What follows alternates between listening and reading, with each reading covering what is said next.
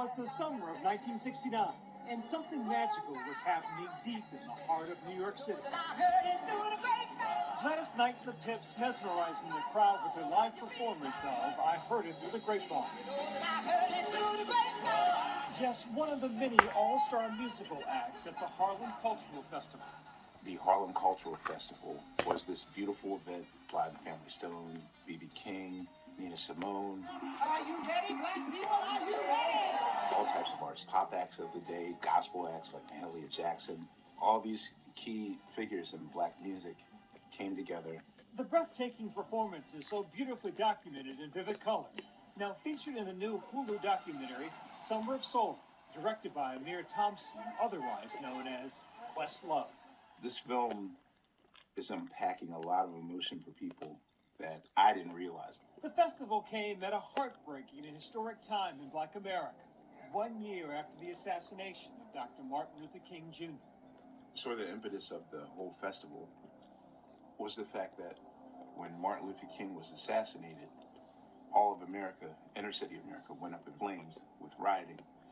And not wanting a repeat performance of what happened, that made it easier for the city to okay the idea of having some sort of event that would keep people occupied during the weekend.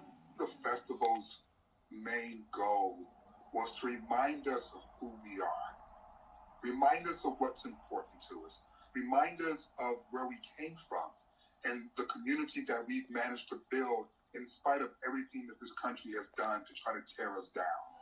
The 6-week festival showcased an astonishing group of performers, the likes of David Ruffin and the Temptations,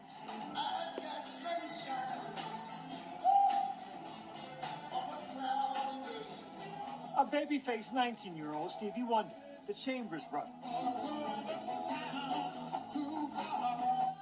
pop soul group The Fifth Dimension.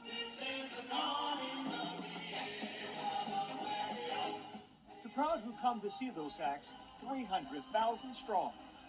As far as I could see, it was just black people. This was the first time I'd ever seen so many of us. It was incredible. But the footage of the festival lost to history, buried in the archives for 50 years. It's just sort of disposed of and forgotten about, not really written about or celebrated. Until now, brought back to life by Questlove. I'm realizing that, I'm looking at over 40 hours of footage of really some amazing performances, and I'm just trying to rack my brain out to think who would deny this? Like, who would deny this performances and these powerful stories?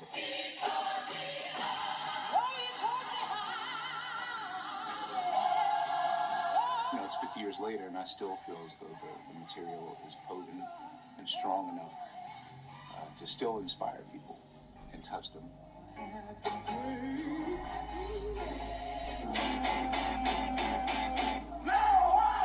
That same summer, 100 miles away, another historic festival was taking place. One that was said to have defined an age of music and history. Woodstock. It was just very, very beautiful. Like, all the people were together. With iconic performances from The Who, Carlos Santana, and Jimi Hendrix. Woodstock comes out, and suddenly all the acts that were on the festival were household names. While Woodstock was hailed as a pivotal moment in popular culture, the Harlem Cultural Festival was practically forgotten. The true lesson that I've learned from all this is that the term black erasure is real and not an exaggeration.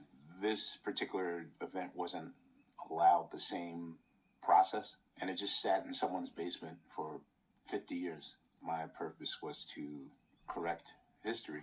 It happened during a critical new era for Black America, a time when pain gave way to purpose, progress, and defiance. You are having a younger generation, sort of like the second generation of the civil rights movement, that's more vocal, more demanding for justice and equal rights.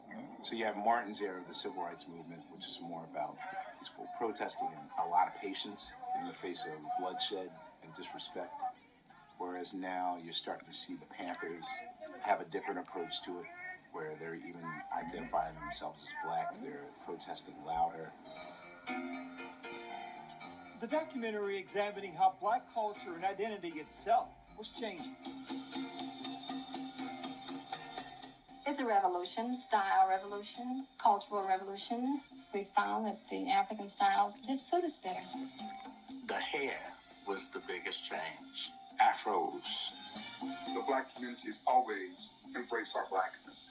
The difference is that we no longer hid it from white people. What shifted was that we were no longer comfortable being less so that racist white people could be more. We decided to be our full selves. And as America continues to grapple with this history of racism, looking back can be just as important as looking forward. This is why Black History Week became Black History Month. And this is why we say Black History always. Because so many of these stories were simply denied or erased. This is an opportunity to pick up some of those pieces and put them in the books where they belong. I hope to at least plant the seeds that you use your voice when the spirit compels you to, and not to quiet your voice or to be neutral if you're afraid you're going to lose something in the process. I hope that's what people get from this.